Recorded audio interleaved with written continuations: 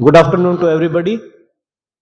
जैसा कि आप सभी को पता है, डिस्ट्रिक्ट बार एसोसिएशन हिसार समय समय पर अलग अलग तरीके के सेमिनार लेक्चर ऑर्गेनाइज करवाती रहती है। उसी कड़ी में आज हमारे बीच में सर्वेश हॉस्पिटल से डॉक्टर मुकेश जांदू जी हमारे बीच में हैं, जो कैंसर स्पेशलिस्ट हैं। सर्वेश में आने से पहले जयपुर सवाई मानसिंह हॉस्पिटल में अपनी सेवाएं दे चुके हैं। और आज का जो टॉपिक रहेगा, it is on the health talk on the prevention and general awareness about the cancer. जैसा कि आप सभी जानते हैं कि आज के समय में जो कैंसर है बहुत ज्यादा फैलाव की ओर है। हर गली मोहल्ला गांव शहर इससे पीड़ित है।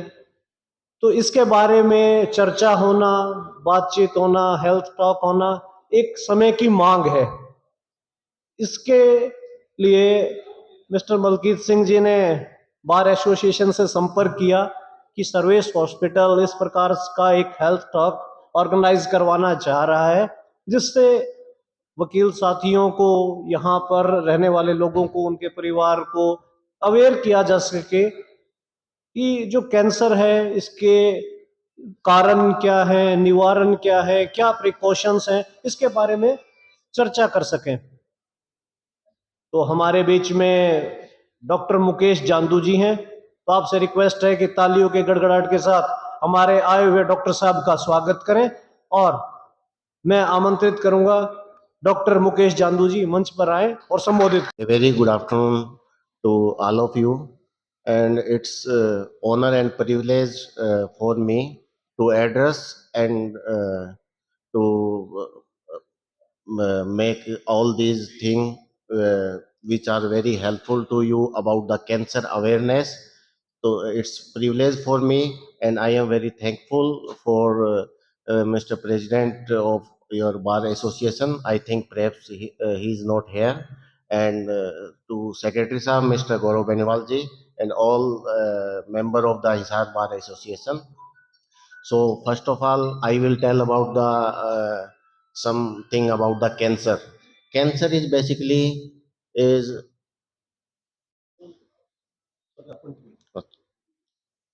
कैंसर बेसिकली है क्या चीज? कैंसर बेसिकली एक अनकंट्रोल्ड वे में प्रोलिफरेशन ऑफ सेल है। बॉडी की जो सेल, जो कोशिकाएं जो होती है, उनमें अनकंट्रोल्ड प्रोलिफरेशन जो होती है, जो कि बॉडी का नॉर्मल सिस्टम कंट्रोल्ड वे में प्रोलिफरेशन करवाता है, वो कंट्रोल्ड वे हट जाता है। तो अनकंट्रोल्ड वे में जो प्रोलिफरेशन ऑफ सेल होती है और वो फिर बड़े रूप में एक मास बना लेती है, वो कैंसर होती है। इसके बेसिकली अपनी बॉडी के अंदर except hair and nail, cancer can occur anywhere in the body except hair and nail, from top to bottom, from head to leg, anywhere. So incidence and mortality, basically in 1 year how many cancer cases are there? About 6 lakh cases, 46,030 absolute value, and number of death is approximately 4 lakh. मतलब 6 lakh cancer case diagnose होते हैं, उनमें से 4 लाख की death हो जाती है। और सेम अप्रोक्सीमेटली मेल और फीमेल आर इक्वल। ऐसा नहीं है कि मेल में ज़्यादा होता है या फीमेल में ज़्यादा होता है। तो इंसिडेंस वाइज मेल में अगर देखा जाए तो ओरल कैविटी की कैंसर फर्स्ट नंबर पे है। उसके बाद में लंग कैंसर, मेल में बता रहा हूँ मैं आप लोगों को। उसके बाद में स्टोमक की, पेट की कैंसर और आंत की कैंसर। उसके बाद में फूड पाइप की कैंसर। तो ये कैंसर की इंसिडेंस मेल के अंदर ये पैटर्न रहता है। इसके लिए हर कैंसर के लिए बहुत सारी चीज़ें रिस्पॉन्सिबल होती है। जैसे जैसे मैंने जयपुर से हरियाणा में शिफ्ट किया, तो जयपुर में मेरे को मोस्टली मुंह की कैंसर, ओरल कैविटी की कैंसर ज़्यादा देखने को मिली, क्योंकि जयपुर के अंदर most of the people are chewing tobacco, तो उनको ओरल कैविटी की कैंसर होती है। अपने हरियाणा के अंदर मैंने देखा है कि मोस्टली आइदर हुक्का स्मोकिंग इज मोर और सिगरेट और बीड़ी स्मोकिंग। तो अपने अंदर ओरल कैविटी की कैंसर कम होती है और गले की कैंसर ज़्यादा होती है हरियाणा के अंदर। तो ये जो इंसिडेंस है और केसेज होते हैं, ये ज्योग्राफिकल वेरिएशन भी होती है इसके अंदर। यहाँ पे ओरल कैविटी की कैंसर कम देखने को मिलती है, यूपी बिहार में ओरल कैविटी की कैंसर ज्यादा देखने को मिलती है अपने को। फिर लंग कैंसर भी अपने हरियाणा के अंदर काफी प्रोमिनेंट है, क्योंकि जो सिगरेट स्मोकिंग की वजह से है ना, सिगरेट के पार्टिकल, नैनो पार्टिकल होते हैं, वो लंग तक जाते हैं और लंग को डैमेज करते हैं।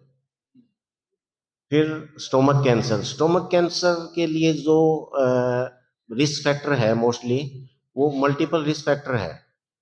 ओबेसिटी भी एक रिस्क फैक्टर होती है कैंसर के लिए, स्टोमक कैंसर के लिए। और कुछ जैसे सिगरेट स्मोकिंग, तो सिगरेट स्मोकिंग जो होती है वो बॉडी के अंदर 13 टाइप की कैंसर करती है बॉडी के अंदर, मुंह से लेके किडनी कैंसर, स्टोमक कैंसर, बड़ी आंत की कैंसर जिसको कोलोरेक्टल कैंसर बोलते हैं, किडनी की कैंसर, ब्लैडर जो पेशाब की थैली होती है, यूरिनरी ब्लैडर की कैंसर, और फीमेल में भी मल्टीपल कैंसर सिगरेट स्मोकिंग करवाती है। दूसरा, फिर फीमेल के अंदर अगर हम बात करें तो फर्स्ट नंबर पे फीमेल के अंदर ब्रेस्ट कैंसर है all over world. But Indian के अंदर अभी ब्रेस्ट कैंसर भी फर्स्ट नंबर पे आ गई। पहले सर्विक्स कैंसर फर्स्ट नंबर पे थी फीमेल के अंदर, लेकिन अभी क्या हो गया, जैसे लाइफस्टाइल चेंज हो गया, लेट मैरिज होने लग गई, और जैसे जो मतलब नल्ली पेरस बोलते हैं इसको मेडिकल टर्म में, कि जो फीमेल आजकल मतलब लाइफस्टाइल ऐसा मॉडिफाई हो गया कि बच्चे नहीं करने, ऐसा भी ट्रेंड चल रहा है। दूसरा कि बच्चे कम करने हैं, मतलब एक ही करना है, उससे भी रिस्क फैक्टर बढ़ता है। और पहला बच्चा अगर 30 ईयर की एज के बाद में हो, ये भी एक रिस्क फैक्टर होता है फीमेल को ब्रेस्ट कैंसर के लिए। तो ये ब्रेस्ट कैंसर के लिए कुछ ये रिस्क फैक्टर है। और लाइफस्टाइल, अल्कोहल वगैरह, ये भी एक रिस्क फैक्टर होता है ब्रेस्ट कैंसर के लिए फीमेल में। दूसरा, सर्विक्स कैंसर। तो सर्विक्स कैंसर के लिए अभी पीछे काफी पब्लिक अवेयरनेस चली है, इसकी वैक्सीन आ गई है फीमेल के लिए। तो हम फीमेल में अपने जितने भी घर के अंदर हैं उनको 9 ईयर से वैक्सीनेशन स्टार्ट है, 9 to 11 ईयर से वैक्सीनेशन करवा सकते हैं। उससे 70 to 80% प्रोटेक्शन मिलती है उनको फ्यूचर के अंदर सर्विक्स कैंसर की प्रोटेक्शन के लिए। तो गवर्नमेंट ने काफी प्रमोट किया है इसको, सर्विक्स कैंसर को भी। फिर ओवरी की कैंसर बेसिकली यंग एज में नहीं होती, ओल्ड एज में होती है। तो एज भी एक रिस्क फैक्टर है, जैसे जैसे एज बढ़ती है, चाहे मेल हो चाहे फीमेल हो, कैंसर की टेंडेंसी बढ़ती जाती है इनके अंदर। फिर ये कोलोरेक्टल कैंसर, और इसके लिए कोलोरेक्टल कैंसर के लिए बोथ मेल और फीमेल के अंदर अपना काफी लाइफस्टाइल मॉडिफिकेशन, डाइटरी हैबिट के अंदर, जो एक तो अपने को सैलेड वगैरह ज्यादा लेने चाहिए, तो इससे चांसेस बहुत कम होते हैं बड़ी आंत की कैंसर का। क्योंकि जो भी हम खाना पीना करते हैं, अगर हम सैलेड वगैरह नहीं लेते हैं, तो जो खाना खाते हैं वो पेट के अंदर ज्यादा टाइम तक रहता है। और ज्यादा टाइम तक रहता है तो आजकल आपको पता है कि सब चीजों में मिलावट आ रही है पेस्टिसाइड वगैरह की वजह से। तो एक्सपोजर ज्यादा होता है आंत को, जो पेस्टिसाइड वगैरह का। अगर सैलेड वगैरह साथ में लेते हैं तो मोटिलिटी बढ़ जाती है और कम टाइम तक रहता है आंत के अंदर। तो ये भी एक रिस्क फैक्टर है जो आज के टाइम में। अब ये रिस्क फैक्टर, जो एनवायरमेंटल फैक्टर जो मैंने अभी आपको एक्सप्लेन किया है कि सिगरेट स्मोकिंग। दूसरा, अल्कोहल, जो कि आजकल मोस्ट ऑफ द पब्लिक और यंग जनरेशन जो है आजकल अपने टाइम में, मतलब बहुत ज़्यादा इसके लिए अपना मेन जो काम है वो छोड़ के, और इनके पीछे जो इसको पार्टी, मतलब एक सोशल, पहले सोशल स्टिग्मा होता था अल्कोहल वगैरह, आजकल इसको सोशल स्टेटस मानने लग गए हैं लोग, यंग जनरेशन। तो ये भी एक मतलब बैड हैबिट है। फिर जो ये नॉनवेज के अंदर जो ये फिश डिस्प्ले की है, जो एक स्मोक फूड होता है। स्मोक फूड में क्या होता है कि जो तंदूरी टाइप का जो जितना भी आइटम होता है ना, जिसको डायरेक्ट स्मोक से एक्सपोजर होता है, वो यूजुअली अपने नॉर्थ इंडिया में कम देखने को मिलता है। ये ईस्ट इंडिया के अंदर, और जो ईस्टर्न साइड में, जो जैसे चाइनीज हो गए, वियतनाम हो गए, ये लोग ज्यादा लेते हैं। लेकिन अभी धीरे धीरे ट्रेंड आ गया अपने नॉर्थ इंडिया में भी, अपने यहाँ पे भी सब जगह है कि ये स्मोक्ड फूड ज्यादा खाते हैं। तो स्मोक्ड फूड भी अपने लिए कैंसर का कोज है, जो कि इसोफेगस का, फूड पाइप का कैंसर और स्टोमक की कैंसर करवाती है। तो ये भी हमें अपने को बॉइल्ड चीजें खाओ अगर कुछ खानी है तो, उससे चांसेस कम होते हैं। दूसरा, हाई फैट डाइट। फेट को भी है ना, फेट भी ज़्यादा अच्छी चीज़ नहीं होता है, क्योंकि आजकल हम लोगों का लाइफस्टाइल ऐसा हो गया है कि मतलब सेडेंटरी लाइफस्टाइल हो गया, बैठे रहने का ही काम ज्यादा है। पहले वाले लोग ज्यादा वर्कआउट ज्यादा करते थे, तो उनको जितनी भी फैट खाते थे वो डाइजेस्ट हो जाती थी। और अपने लिए अभी ज्यादा फैट खाना हार्मफुल है, तो वो भी उसको भी लिमिट में किया जाए तो बेटर है। तीसरा ऑक्यूपेशन और एक्सपोजर। ऑक्यूपेशन मतलब जो फैक्ट्री वगैरह में काम करते हैं, कोई कॉटन फैक्ट्री में काम करता है, तो उनको कॉटन डस्ट से एक्सपोजर होता है, तो लंग कैंसर के रिस्क ज्यादा होते हैं। और पोल्यूशन, जैसे अभी पोल्यूशन का दिल्ली में अभी इंडेक्स बहुत ज्यादा, एक्यूआई इंडेक्स बहुत खराब चल रहा है, तो वो भी मतलब ये मानो आप these are equal to the multiple cigarette smoking per day. और सेडेंटरी लाइफस्टाइल में आपको बता ही चुका हूँ। तो वीक के अंदर at least as per guideline 3 to 4 hour आपको मॉडरेट टू एक्सरसाइज बहुत कंपलसरी है। वीक के अंदर 3 आवर एटलीस्ट आपको करनी चाहिए। ये दिल्ली का जो एक्यूआई खराब है इन एरिया के अंदर, ये मतलब आप ये मानो कि काफी सिगरेट के बराबर ही है दिल्ली की।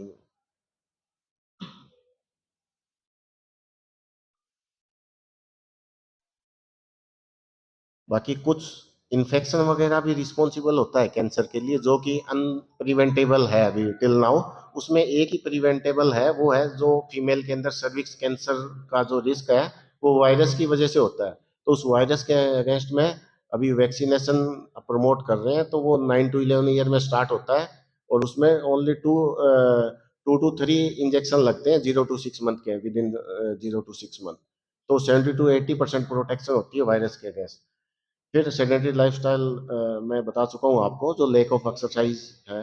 फिर पेस्टिसाइड, जो कि आजकल आप देख रहे हो कि कहीं पे भी आपको बिना पेस्टिसाइड की कहीं पे भी गेहूं वगैरह अवेलेबल नहीं मिलती। खुद अब हम लोग मतलब अपने खेतों के अंदर जो पेस्टिसाइड यूज करते हैं, और खुद और कहीं से गेहूं अपना इंपोर्ट करते हैं। तो ये भी एक रिस्क फैक्टर है, उसको भी अपने को प्रमोट नहीं करना। कुछ ऐसे फैक्टर होते हैं, जेनेटिक फैक्टर बोलते हैं, जो कि inherited from one generation to the next generation. जो जैसे फादर को है तो बच्चों को होने की रिस्क है, मदर को है तो बच्चों को होने की रिस्क है। वो अनप्रिवेंटेबल होते हैं वो कैंसर, लेकिन उसमें भी अब एग्जांपल मैं आपको बता रहा हूँ कि उसको भी हम टाइमली टेस्ट करवा के, अगर मदर को कैंसर है तो मदर में ऐसा जेनेटिक टेस्ट अवेलेबल है, जो हम करेंगे तो हमें पता चलेगा कि बेटी को कितना रिस्क है कैंसर होने का। इसका एग्जाम्पल भी मैं देता हूँ। जो हॉलीवुड की एक्ट्रेस है मिस एंजेलिना एंजेलिना जोली, इन्होंने, इनकी मदर को कैंसर था, तो इन्होंने खुद को, ब्रेस्ट कैंसर का रिस्क था इनको 80% के आसपास, तो इन्होंने अपने दोनों ब्रेस्ट रिमूव करवा लिए, तो वो रिस्क हो गया इनको 1 to 2% ओनली। तो now she is fine, otherwise there is 80% risk of breast cancer to Angelina Jolie. इसने अपने ब्रेस्ट प्रोफाइलेटिक सर्जरी करवा के, रिमूव करवा के, रिकंस्ट्रक्शन करवा लिया, तो now she is okay fine. तो हम जेनेटिक टेस्ट भी टाइमली अवेलेबल अवेलेबल है अपने पास, तो टाइमली हम उसको करवा के इसको प्रिवेंट कर सकते हैं, जो जेनेटिक रिस्क फैक्टर होते हैं उनको भी।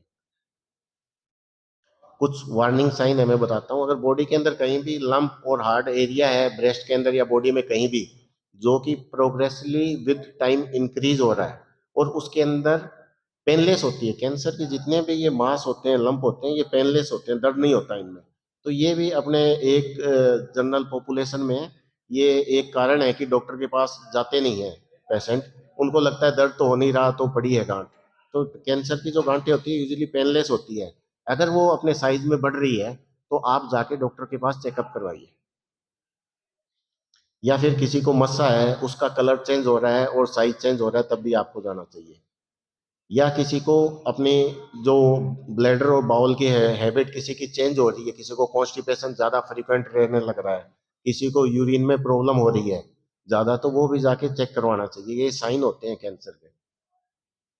किसी को खांसी वगैरह, होर्सनेस वगैरह, आवाज ही नहीं आ रही, जो क्रोनिक स्मोकर है, तो उनको भी टाइमली जाके अपना एक स्क्रीनिंग टेस्ट आप करवा सकते हो, जिसको लो डोज सीटी स्कैन बोलते हैं। या किसी को ब्लड लॉस ज्यादा हो रहा है यूजुअल डेट से फीमेल में, तो उनको भी चेकअप करवाना चाहिए। या किसी को एबनॉर्मल, किसी को ब्लड इन स्पूटम आया है, तो उनको भी जाके चेक करवाना चाहिए। या लेटरिन के रास्ते किसी को ब्लीडिंग होती है, तो उनको भी चेक करवाना चाहिए। या किसी को मुंह के अंदर कोई अल्सर है जो कि हील नहीं हो रहा काफी टाइम से, 1-2 महीने से, तो उनको भी जाके उसकी जांच करवानी चाहिए। क्योंकि मैंने मोस्टली ये देखा इंडियन सिनेरियो के अंदर कि मोस्टली डॉक्टर के पास जब पेशेंट जाता है ना तो वो थर्ड और फोर्थ स्टेज में ही मिलता है इंडियन अपने सिनेरियो के अंदर, जबकि फॉरेन के अंदर वहां पे हेड एंड नेक के केसेस मिलते ही नहीं है। हेड एंड नेक कैंसर बहुत ही कम मिलता है, क्योंकि किसी को होता है तो वो फर्स्ट स्टेज में डायग्नोज करवा लेते हैं अपना जाके। अपने यहाँ पे अवेयरनेस नहीं है। अपने दूसरा मिथ ये है कि डॉक्टर के पास जाओगे और इसकी जांच अगर करवाओगे तो बीमारी फैल जाएगी, तो ये भी एक मिथ है।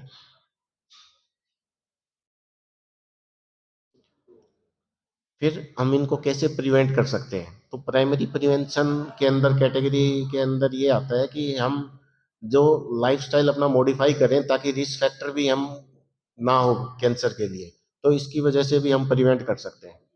दूसरा सेकेंडरी प्रिवेंशन है कि हम कि अगर किसी को रिस्क फैक्टर है तो वो भी टाइमली जाके अपना जांचें कराएं, जिनको स्क्रीनिंग मेथड होते हैं कुछ, उनके थ्रू अगर जांचें करवाओगे तो टाइमली पकड़ में आ जाती है बीमारी।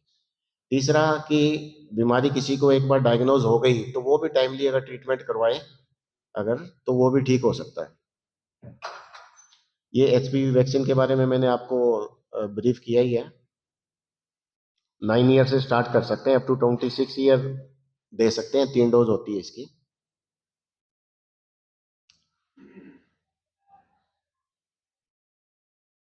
ये स्क्रीनिंग के मेथड है फीमेल के लिए। ये एक्सरे है ब्रेस्ट का, जिसमें पता चल जाता है बीमारी अगर अर्ली स्टेज में हो तो। एक ओल्ड एज पॉपुलेशन में अबव 50 ईयर अपने को प्रोस्टेट कैंसर की स्क्रीनिंग करवानी चाहिए। तो उसमें सिंपल एक ब्लड टेस्ट होता है, उससे स्क्रीन हो सकता है। और प्रोस्टेट कैंसर का जो प्रोग्नोसिस है, जो आउटकम है, बहुत बढ़िया है। टाइमली डायग्नोज करो, ट्रीट। कई बार ऐसा होता है कि आप उनको ऑब्जर्वेशन में ही रखते हैं, हम पेशेंट को ट्रीटमेंट करने की भी जरूरत नहीं होती। जब हमें लगे तभी हम ट्रीटमेंट स्टार्ट करते हैं। तो ये प्रोस्टेट कैंसर के लिए थोड़ी अवेयरनेस के लिए। बाकी timely checkup and health screening is a part of cancer awareness. Second is educational seminar which we are doing, and third one is social media campaign and charity and fundraising events.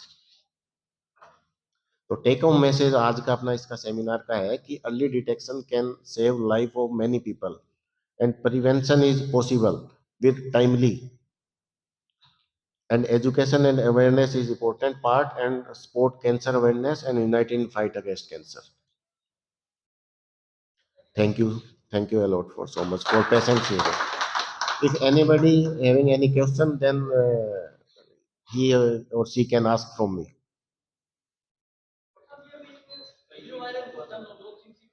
Yes, yes.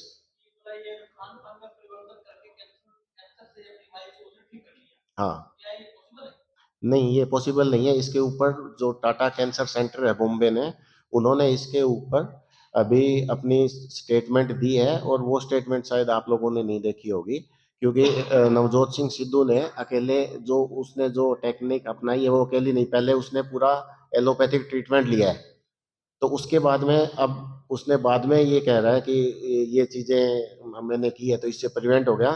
तो वो फिर mix up हो जाता है ना। तो अपने Indian population में क्या होता है कि इलाज हमसे करवाते रहेंगे, साथ में साइड बाई साइड देसी इलाज लेते रहेंगे, और वो बाद में ऐसे कहते हैं कि जी देसी इलाज लिया तो ठीक हो गए। समझ रहे हो मेरी बात? आज ही मेरे पास एक पेशेंट आया है जो 3 महीने पहले उसको लंग कैंसर था, और इलाज कुछ नहीं लिया और देसी दवाई ले रहा था। वो तीसरी स्टेज से चौथी स्टेज में होके आज आया है मेरे पास। फिर आज वो जो जैसे सेम वर्डिंग आपने पूछी है नवजोत सिंह सिद्धू की, देखो उसमें कोई देसी जो उसने बता रहा है, इस चीजों में हम खाने पाने में तो खाने पीने में कोई रेस्ट्रिक्शन ही नहीं करते। नींबू पानी पीना है, पियो। हल्दी आप डेली यूज ही करते हो सब्जी के अंदर अपनी, या खिचड़ी वगैरह जो बनाते हो उसमें हल्दी वगैरह यूज ही करते हो। तो उसमें कोई चीज हम तो उसमें अलाउ ही करते हैं सारी चीजें, लेकिन एविडेंस नहीं है कोई चीजों का। तो बिना एविडेंस तो आपका कोर्ट भी नहीं चलता आई थिंक, तो साइंस कैसे चलेगी?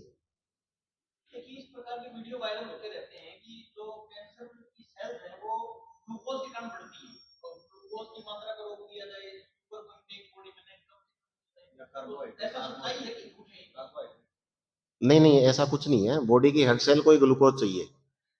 बॉडी की हर सेल को ही ग्लूकोज चाहिए। तो वो बॉडी की जैसे सेल होती है वैसे ही वो कैंसर सेल होती है, उनको भी सब चीजें चाहिए, ब्लड सप्लाई भी चाहिए उनको। तो ऐसे किसी की ब्लड सप्लाई रोकने के लिए तो बहुत सारी दवाइयां हैं और सर्जरी भी करवा देते हैं हम, ताकि बीमारी निकल जाए अगर लिमिटेड जगह पे बीमारी है तो। हाँ, पर आप ऐसे किसी के ग्लूकोज पेशेंट की कि इसको तो खाना ही नहीं देंगे तो कैंसर से खत्म हो जाएगा, ऐसा नहीं होता। वो पेशेंट का हेल्थ सिस्टम ही बिगड़ जाता है, फिर वो ट्रीटमेंट ही नहीं टॉलरेट करता, बीमारी नहीं खत्म होगी। हाँ जी। हाँ, क्या कैसे लंग को? लंग्स को डिटॉक्स करने का प्रोसीजर। नहीं, लंग को तो डिटॉक्स आप तो ऐसे एनवायरनमेंट में तो कर ही नहीं सकते। जब हाँ, तो आपको घर के अंदर ही एक्सरसाइज कर सकते हो आप। नहीं, अलग से ऐसी कोई मेडिसिन और ऐसा कुछ नहीं है। और जो भी आपको कोई ऐसे कोई कह के और कहते हैं ऐसे हो जाएगा वैसे हो जाएगा, कोई मेथड ही नहीं है। और जो कई ऐसे कहते हैं अल्कलाइन वाटर के ये आगे, प्यूरीफायर आगे, आप अल्कलाइन वाटर यूज करो, तो उसके भी कुछ कोई लॉजिक नहीं है। एक डॉक्टर साहब अपनी लाडवा गौशाला है। हाँ जी। मेरा पूछने का मतलब ये है कि जैसे गोमूत्र वगैरह होता है, ये कैंसर में कारगर होता है, वैसे ये अफवाह है। वैसे अफवाही है। मैं 2 साल दिल्ली स्टेट कैंसर इंस्टीट्यूट में रहा था, तो मेरे पास यूपी की पॉपुलेशन और यूपी बिहार की बहुत आती थी उधर से, और हरियाणा के भी काफी लोग आते थे, क्योंकि वहाँ फ्री ऑफ कॉस्ट ट्रीटमेंट होता था। तो वहाँ से बाबा रामदेव के पास जाते थे। फर्स्ट स्टेज के कैंसर, जो ब्रेस्ट कैंसर होती है, वो हाईली क्योरेबल, ठीक हो जाती है बिल्कुल जड़ से, उसको वो फर्स्ट स्टेज में जाते थे और फोर्थ स्टेज में लेके आते थे। बाबा रामदेव ने अभी सुप्रीम कोर्ट के अंदर, अभी वो डॉक्टरों ने उनको बोला है, तो उन्होंने वो माफी मांगी है उसके लिए। तो ये सब कुछ अफवाह है, इन पे बिल्कुल भी ध्यान मत दो। मतलब ये आपने किसके प्रकार है कि जो डायरेक्ट गैस की होते हैं हाँ जी। वगैरह का, हाँ ताकि वन ऑफ द रीजन है ये हाँ कि ये जो तैयार किए जाते हैं ये डायरेक्ट गैस की। जैसे बारबेक्यू वाला। हाँ हाँ, बारबेक्यू वाला वो मैं इसलिए बता रहा हूँ आपको, जैसे आगे बढ़ा रहा हम्म था। या ये फिर अदर जो अपने तंदूरी रोटी या गैस पर हमारी महिलाएं खाना बनाती हैं, उसको भी सेम उस पे इतना नहीं हो पाता, उस पे इतना नहीं हो पाता। मोस्टली जो नॉनवेज है ना, नॉनवेज के साथ में इसका केमिकल जो कॉम्बिनेशन जो होता है ना, नाइट्रेट बनते हैं उसमें, नाइट्रेट, और वो नाइट्रेट अपने पेट की म्यूकोजा डैमेज करते हैं, और जो सेल को डैमेज करते हैं, तो वो ज्यादा रिस्पॉन्सिबल होता है जो नॉनवेज वाले जो लोग होते इंटरमिटेंट फास्टिंग जो आजकल ट्रेंड है। हैं। यस, कैंसर को, अपने बॉडी को, जो पहले पहले जो फास्टिंग का जो ट्रेंड था ना, उससे क्या है, अपनी जो आंत वगैरह होती है उनको रेस्ट मिल जाता है बॉडी को, तो वो भी ठीक रहता है अगर आप इंटरमीडिएट फास्टिंग वगैरह करते रहो तो। पर इंटरमीडिएट फास्टिंग के बाद ये नहीं कि बाद में बहुत ज्यादा खा लो। डाइट तो जितनी अपने को जितनी रिक्वायरमेंट है, उससे एक आधी चपाती कम लो तो ही बेटर है। अपने कैंसर के कारणों में लाइफस्टाइल को एक कारण होता है, क्या क्या चेंज करें कि लाइफस्टाइल। लाइफस्टाइल के अंदर सबसे पहला तो है कि जो मैं सेडेंट्री बता रहा हूँ, सेडेंट्री मतलब कि आप अपना सारा ऑफिस डेस्क वाला काम नहीं होना चाहिए। एक्सरसाइज जरूरी पार्ट है, डाइट उसके अंदर मेन पार्ट है, बैड हैबिट अवॉइड करो उसके अंदर, लाइफस्टाइल के अंदर वो भी मेजर पार्ट है उसके अंदर, स्मोकिंग और ये।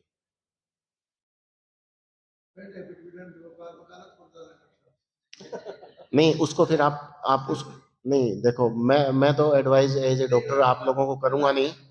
हाँ, उसके अंदर है ना, एज पर गाइड, मतलब बुक्स के अंदर ऐसे लिखा है कि 30 mg डोज उसकी लिखी हुई है कि वो लिमिट तक, हाँ उतनी ले लो, पर उतनी पे कोई रुकता तो नहीं, आई थिंक।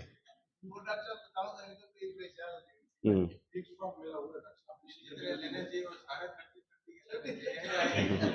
नहीं, लेना ही नहीं चाहिए मेरे हिसाब से तो। ये कह रहा हूँ डॉक्टर साहब, जैसे आपने रेशो बताया था पुरुषों में महिलाओं में बराबर रेशो मरने का भी है, हम्म। तो क्यों ना पुरुषों में ज्यादा होनी चाहिए महिलाओं में कम नहीं होनी चाहिए कैंसर? पुरुष तो ज्यादा बेल करते हैं, नहीं, वो बेल करते हैं ना, वैसे लंग कैंसर, स्मोकिंग भी करते हैं, नहीं वो मैं बता रहा ड्रिंक भी हूँ, करते हैं। जो स्मोकिंग जिन कैंसर को करती है ना, वो मोस्टली जेंट्स में होती है, समझे मेरी बात? जैसे गले की कैंसर होगी और लंग की कैंसर होगी, ब्लैडर की कैंसर होगी, पेशाब की थैली भी स्मोक, जो स्मोकिंग करते हैं ना, वो स्मोकिंग ऐसे नहीं है कि उसके पार्टिकल अपने लंग में ही रहते हैं, वो लंग से ब्लड में जाता है, और ब्लड से बॉडी के हर पार्ट में जाता है।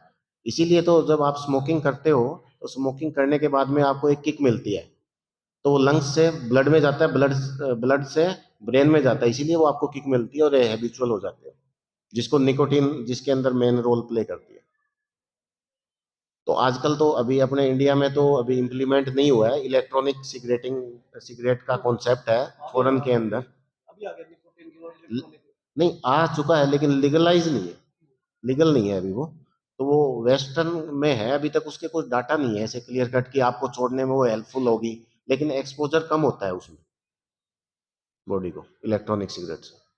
एक जैसे रसोई में ऑयल यूज होता है और बार बार वो बनता रहता है, उसको रसोई में यूज करते रहते हैं, हम्म फिर कुछ बच गया उसको दोबारा से रीयूज कर सकते हैं। हम्म। और एक टूथपेस्ट यूज होती है सर, क्या उसका कैंसर पे कुछ इन चीजों का इफेक्ट पड़ता है? तेल का तो मेरे को पता नहीं है कि बार बार रीयूज करने का कितना है, इस पे कोई स्टडी भी नहीं है। लेकिन टूथपेस्ट का मेरे को पता है कि टूथपेस्ट, कई पेशेंट ऐसे होते हैं जिनको कोई सिगरेट स्मोकिंग भी नहीं करते, गुटखा भी नहीं खाते, लेकिन वो टूथपेस्ट जो यूज करते हैं ना, वो कुछ डाबर लाल दंत मंजन या ऐसी कोई जो देसी चीज जो यूज करते हैं ना, उसके अंदर कुछ ऐसा, उसके अंदर मिलावट होती है जो कैंसर के लिए रिस्पॉन्सिबल होती है। दूसरा, जो अपने दांत वगैरह है ना, जो शार्प टूथ होते हैं, ये भी कैंसर कर देते हैं कई फीमेल में, मैंने देखा है। जो फीमेल यूजुअली अपने इधर कम करती है स्मोकिंग वगैरह, तो उनको जो दांत होते हैं वो बार बार चिक के साथ में रगड़ते हैं, अगर कंटिन्यूस हो तो वो भी गाल की कैंसर कर देते हैं। इसीलिए अपने टूथ को है ना शार्प नहीं होने चाहिए, उनको डेंटिस्ट से राउंड करवा लो थोड़ी। डॉक्टर साहब एक सवाल मेरा भी था। हम्म जैसे आपने बारबेक्यू पे फिश के बारे में एक स्पेसिफिक बताया, नॉन वेज के बारे में। हम्म जैसे अपनी शादियों में आमतौर पे फंक्शन में देखते हैं तंदूरी हम्म टिक्का या हम्म पनीर का या हम्म मशरूम का या गोभी वगैरह जो सारी चीजें चलती है, हम्म। उसमें भी उस चीज का उसका इफेक्ट आता है, लेकिन हम क्या करते हैं, शादियां अपने डेली तो ये आई थिंक नहीं होती। जो अपना ईस्टर्न है, जैसे मेघालय, नागालैंड, मणिपुर, वो अपने डेली डाइटिंग उनकी यही है, सारा का सारा उनको स्मोक्ड फूड ही खाना है। हम तो ओकेजनली आप कभी शादी के अंदर ले रहे हो तो उससे इतना फर्क नहीं पड़ता।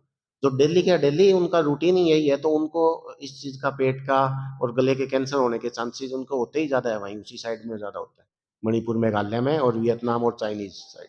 ये डॉक्टर साहब जैसे ये फेसबुक पर ज्यादा चलता रहता है क्या, जैसे सिल्वर के बर्तन में खाना पकाने वाली बात, इससे भी कुछ दवा मिलता है? यस, मिलता है। मतलब एल्यूमिनियम के और इनमें अवॉइड करो। सबसे हाँ बेस्ट तो यही है कि आप पीतल के बर्तन हो, सबसे बढ़िया। और अपना या स्टील का हो, स्टेनलेस स्टील का, वो बेटर है। या लोहे के हो तो वो बेटर है, क्योंकि उससे आयरन, बॉडी में आयरन भी चला जाता है, वो बेटर है। एल्यूमिनियम तो पुराने टाइम में तो, मतलब ये भी बुक्स में रिटर्न है कि कैदियों को, अंग्रेजों के टाइम में कैदियों को देते थे इनमें, एल्यूमिनियम वाले बर्तनों में खाना। किसी और की कोई क्वेरी? कुछ और किसी को है तो। हाँ, एक मैं एक पॉइंट भूल गया, इन्होंने याद दिलवाया अमरजीत ने, कि हम मतलब कैंसर का, मैंने अभी तो ये अवेयरनेस जनरल बताई थी कि ट्रीटमेंट मोडिलिटी क्या क्या है। कैंसर का ट्रीटमेंट होता है, वो 3 मोडिलिटी होती है कैंसर के ट्रीटमेंट में। एक तो पार्ट होता है उसमें सर्जरी। सर्जरी तभी फिजिबल होती है जब पेशेंट को एक ही जगह कैंसर हो। दूसरा ट्रीटमेंट का पार्ट होता है कीमोथेरेपी। कीमोथेरेपी के अंदर सिस्टमिक थेरेपी बोलते हैं जिसको ब्रॉडली, उसमें कीमोथेरेपी है, उसके साथ में टारगेटेड थेरेपी भी है, उसके अंदर इम्यूनोथेरेपी भी आ गई अभी। अभी पीछे न्यूज में आया था 1 साल 1.5 साल पहले कि यूरोप में पेशेंट थे, 28 पेशेंट थे रेक्टल कैंसर के। तो वो 28 के 28 ठीक हो गए थे इम्यूनोथेरेपी में। तो पेशेंट मेरे से आके पूछने लगे, जी वो इम्यूनोथेरेपी हमें भी दे दो। लेकिन वो सब जगह एप्लीकेबल नहीं होती अभी तक, उनके ट्रायल चल रहे हैं। कुछ एक कैंसर के अंदर उनके अच्छे डाटा अपने पास है, हम उन्हीं में यूज करते हैं इम्यूनोथेरेपी को। और दूसरा टारगेटेड थेरेपी, पहले लंग कैंसर के पेशेंट 1 या 2 साल निकालते थे, आजकल 10-10 साल के पेशेंट मेरे पास फॉलोअप पे आ रहे हैं जो बिल्कुल ठीक चल रहे हैं, जो जिनको कीमोथेरेपी की जरूरत भी नहीं है। कीमोथेरेपी से यूजुअली क्या है, कुछ कीमोथेरेपी से हेयर लॉस वगैरह होता है, तो आजकल जो टारगेटेड थेरेपी होती है, सिंपल टेबलेट से ही उसमें फायदा मिल जाता है, कीमोथेरेपी की जरूरत ही नहीं है। पेशेंट को लिख के दे देते हैं, 1 महीने तक घर पे लेता रहेगा, 1 महीने बाद में दिखाने आता है, दोबारा लेके चला जाता है। तो ये तीसरा मेथड जो है वो रेडिएशन थेरेपी का है। रेडिएशन थेरेपी के अंदर अपने पास में जो लेटेस्ट, जो दिल्ली में ही है अवेलेबल, बाकी और कहीं आसपास कहीं नहीं है, ऐसी लेटेस्ट टेक्नोलॉजी की मशीन है। पहले जो मशीनें होती थी रोहतक में, मैं रोहतक में ही मैं कैंसर डिपार्टमेंट में था 2013 से, तो मेरे को 11 साल हो गए ऑलमोस्ट कैंसर में। तो वहां पे जो मशीन है वो पुराने टाइम की है, कोबाल्ट मशीन। तो कोबाल्ट मशीन है, उसमें कोबाल्ट की रेडिएशन निकलती है। जो अब जो मशीनें जो आ गई जो लेटेस्ट, उनमें पेशेंट को साइड इफेक्ट मिनिमल होता है। जो पहले जो पेशेंट थे वो डरने लग गए थे कि सेके नहीं लगवाने, सेके नहीं लगवाने। तो वो जो मशीनें थी ना, वो इतना डैमेज कर देती थी पेशेंट को कि आसपास जो भी उस मरीज को देखता था वो डरने लग गए थे। तो आजकल वो चीज भी नहीं है कि उनको साइड इफेक्ट बहुत ज्यादा हो। तो ये 3 मेथड है। और कीमोथेरेपी वगैरह का अपना आयुष्मान के अंदर ट्रीटमेंट होता है, पेशेंटों को बेनिफिट मिलता है, जो भी पुअर पेशेंट होते हैं तो उनको। और कोई एनी मोर क्वेश्चन? कीमोथेरेपी कितने टाइम तक काम करती है? एक बार कीमोथेरेपी करा दी, हम्म तो कितने समय तक काम करेगी? जैसे किसी पेशेंट को पेट से संबंधित कैंसर है, हम्म जो उनको एक बार करा दी, कितने टाइम के बाद ये डिपेंड करता है, chemotherapy will work for how many time, depend upon the type of cancer, site of cancer, previous exposure to chemotherapy, पहले कितनी बार एक्सपोज हो चुका है पेशेंट, और उसके अंदर कीमोथेरेपी के जो मॉलिक्यूल होते हैं उसका और कैंसर सेल का दोनों पे आपस में कंपटीशन चलता रहता है कि who will dominate. Cancer cell कहती है कि हम डोमिनेट करेंगे, कीमोथेरेपी कहती है कि आई विल किल यू। तो दोनों का कंपटीशन, दोनों में से डोमिनेंट जो हो जाएगा तो वो फिर कीमोथेरेपी काम करनी बंद कर देगी, अगर कैंसर सेल डोमिनेट होगी तो। जब तक कीमोथेरेपी डोमिनेंट है तो कैंसर सेल डिस्ट्रॉय हो जाएगी। लगभग ये कितने परसेंट चांसेस होते हैं कीमोथेरेपी लगाने वाले को बाल उठने कीमोथेरेपी के अंदर सारी कीमोथेरेपी बाल नहीं उड़ाती, अलग अलग कीमोथेरेपी होती है जिसमें परसेंटेज बाल उड़ने की टेंडेंसी अलग अलग होती है। के? जब दो बाल काफी में उड़ते हैं, 60-70% कीमोथेरेपी ऐसी है जो बाल उड़ाती है, 30-40% होती है जिनमें नहीं उड़ती। तो हम बहुत सारे पेशेंटों को दोनों ऑप्शन होते हैं जब हमारे पास कि हम इस बीमारी के अंदर ये दे सकते हैं, तो मोस्टली हम प्रेफर नहीं करते कि किसी को हेयर लॉस हो, क्योंकि फीमेल के लिए एक बहुत सोशल वो स्टिग्मा हो जाता है हेयर लॉस की वजह से। 2018 में कराई थी मैंने मेरी मदर की, ये लगातार प्रॉपर तरीके से डाइट वगैरह रखी थी तो बाल नहीं उठे। अब लगातार ये कई बार जो चेहरा है, चेहरा लाल हो जाता है, हम्म जैसे कई बार पेट से ऊपर नीचे चढ़ते समय हम्म बाकी और कोई दिक्कत आती अभी ठीक चल रही है मदर आपकी? ठीक है। कहाँ क्या था उनको कैंसर? है। ये पेट में था, ये आता है पेट हम्म तो आपने एलोपैथिक ट्रीटमेंट लिया तभी ठीक है? में। ये मैंने हाँ वही तो मैं कह रहा हूँ ना, एलोपैथिक ट्रीटमेंट लिया ना, अगर आप देसी वगैरह लेते तो फिर नहीं हो पाता। ठीक है, और कोई क्वेश्चन किसी का? डॉक्टर एक जैसे एक पेशेंट है, हम्म तो ब्लड कैंसर हो गया, हम्म ब्लड कैंसर की भी 2-3 तरह के, वो ठीक हो गए, 4 वैरायटी ब्लड और कैंसर की। उसमें से कोई एक था वो ठीक, हम्म 8-10 साल, 10-12 साल हो गए, ठीक है। रीसर्फेस हो जाता है, क्या हो जाता है? दोबारा से आ जाता है। हाँ जी, कोई भी कैंसर दोबारा आ सकती है, उसकी कोई 100%। उसका की कोई इफेक्टिविटी है हम्म दोबारा से, लेकिन फिर भी डॉक्टर ये कहते हैं बीएमटी करा दो, बोन हम्म मैरो ट्रांसप्लांट। ओके। तो बोन मैरो ट्रांसप्लांट क्यों इंसिस्ट करते हैं, मतलब वो कीमो उस पे इफेक्टिव है। कीमो इफेक्टिव होती है, लेकिन क्या होता है कि अपनी जो हड्डियों के अंदर जो ब्लड जो बनता है वो पूरा ब्लड फॉर्मेशन अपनी बोन्स के अंदर होता है।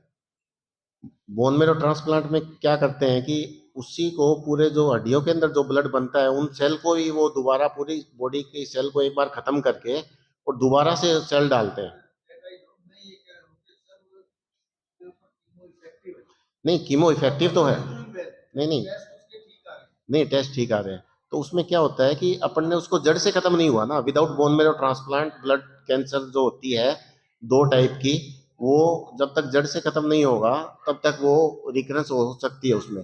ट्रांसप्लांट के बाद में चांसेस बहुत कम हो जाते हैं। ट्रांसप्लांट के साइड इफेक्ट भी तो कई बार ट्रांसप्लांट यस, ट्रांसप्लांट के साइड इफेक्ट है। ना डॉक करे अंदर सेल, नहीं, ट्रांसप्लांट के लिए पहली प्रीरिक्विजिट तो यही है कि आपका उसका मैचिंग आपको डोनर मिलता है कि नहीं मिलता। डोनर भी मिलेगा, हाँ, डोनर मिल डोनर भी डॉक्टर ये कहते हैं कि डोनर मिल जैसे बच्चा है, बच्चा उस एनवायरनमेंट को ना वो कैसे हो सकता बिल्कुल हो सकती है, है। इतना बड़ा रिस्क क्यों लेते देखो, रिस्क तो हर चीज में ही है, जब रोड पे चलते हो तो कोई कोई गाड़ी टक्कर मार के भी जा सकती है, रिस्क तो उसमें भी है। हो, रिस्क होता है साइड इफेक्ट, इसमें साइड इफेक्ट आएंगे तो हो हम्म जाएगा, ये रिस्क ये इसकी डेथ ही हो जाएगी, bone marrow transplant in case fail हो जाता है, हाँ। तो कोई चक्कर ही तो नहीं नहीं, रिस्क तो जब ट्रीटमेंट करते हैं कैंसर का, ऑपरेशन कोई भी ऑपरेशन होगा छोटे से छोटा, तो उसमें सर्जन आपसे पहले कंसेंट लेते हैं। वो तो है ही है। तो रिस्क उसमें भी रिस्क रहता है, लेकिन उसमें कम है।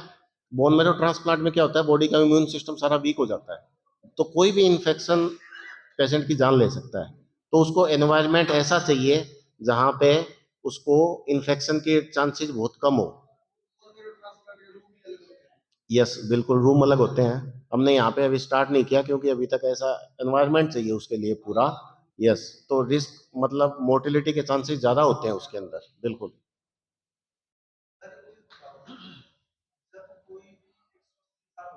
हुँ।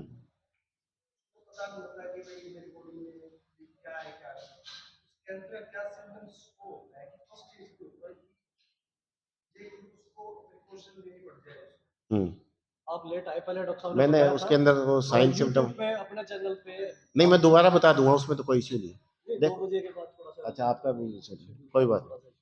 कोई भी बॉडी के अंदर कोई घाव है जो बढ़ नहीं रहा हो, कहीं पे कोई मास या लंप है जो प्रोग्रेसिवली टाइम के साथ बढ़ रहा हो, कोई भी अल्टर्ड बाउल हैबिट है, जैसे किसी को कॉन्स्टिपेशन है परसिस्टेंट काफी टाइम से, या स्टूल के साथ में लेट्रिन के साथ में ब्लड ब्लड आ रहा है, या किसी को यूरिन में ब्लड आ रहा है, या किसी को सांस में दिक्कत हो रही है, किसी को आवाज में बहुत ज्यादा होर्सनेस ऑफ वॉइस है, तो ये सारे सिम्टम होते हैं। अलग अलग साइट के हिसाब से सिम्टम आते हैं, ऐसे जनरलाइज कोई सिम्टम नहीं है ये। Thank you very much. ठीक है जी, थैंक यू। हमने बड़े विस्तार से कैंसर को शुरुआत से बताया कि अनकंट्रोल डिवीजन ऑफ सेल है और इसके रीजन क्या है, प्रिवेंशन क्या है, क्योर क्या है, और इंटरेक्शन सेशन भी बड़ा शानदार रहा। हमारे वकील साथियों ने जो जो सवाल पूछा आपने बड़े विस्तार से और बड़े पेशेंटली आपने उनको सुना और उसका जवाब दिया। तो इस यहाँ आने के लिए और विस्तार से ये सारी चीज़ें बताने के लिए आपका बहुत बहुत धन्यवाद। और बार मेंबरान ने भी बड़े पेशेंटली सारी चीज़ों को सुना। हमारा यूट्यूब चैनल है जिसके अंदर ये सारे जो लाइव भी है और स्टोरेज भी है, तो जो हमारे बाहर के 3500 मेंबर है सभी इसको देखते हैं और बाहर भी ये चीज़ जो है। तो अब हमारे आए हुए आज के डॉक्टर मेहमान, इनको एक आज के सेमिनार के लिए एक मोमेंटो देके हम बार की तरफ से सम्मानित करेंगे। इसके लिए हमारे बार के ऑफिस बेरर, हमारे vice president Shri Vinod Kaswan ji, J are Bishnoi ji, Shri Shyam Godara ji, doctor Ram Prasad ji को मैं मंच पर आमंत्रित करूंगा। वह मोमेंटो देके हमारे आए हुए डॉक्टर साहब को